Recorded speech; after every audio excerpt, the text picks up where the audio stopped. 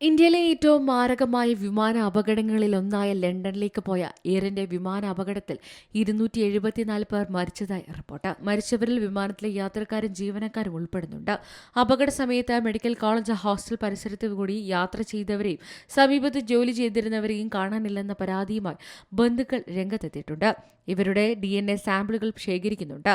മൃതദേഹങ്ങളുടെ DNA സാമ്പിളുകളുമായി പരിശോധിച്ച് ബന്ധം സ്ഥിരീകരിച്ചാൽ മൃതദേഹങ്ങൾ വിട്ടു നൽകും. ഗുജറാത്ത് മുൻ മുഖ്യമന്ത്രി വിജയ് രൂപാണിയുടെ DNA പരിശോധനയും പുരോഗമിക്കുകയാണെന്ന് വിജയ് മെഡിക്കൽ കോളേജിലെ സർജറി പ്രൊഫസർ പറഞ്ഞു.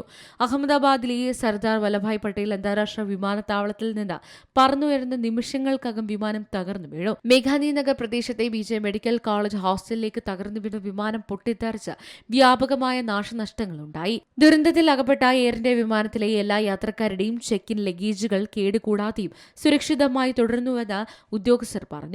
ഗുജറാത്ത് പോലീസ് ലഗേജ് എയർ ഇന്ത്യക്ക് കൈമാറും. തുടർന്ന് CCTV ദൃശ്യങ്ങളും ബാഗേജ് സ്റ്റിക്കറുകളും ഉപയോഗിച്ച് സാധനങ്ങൾ തിരിച്ചറിഞ്ഞ് മരിച്ചവരുടെ കുടുംബാംഗങ്ങൾക്ക് തിരികെ നൽകും. News desk C Malayalam news. ഏറ്റവും പുതിയ വാർത്തകളും വിശേഷങ്ങളും വിരൽത്തുമ്പിലറിയാൻ സി മലയാളം ന്യൂസ് എല്ലാ ഡിജിറ്റൽ പ്ലാറ്റ്ഫോമുകളിലും ലഭ്യം.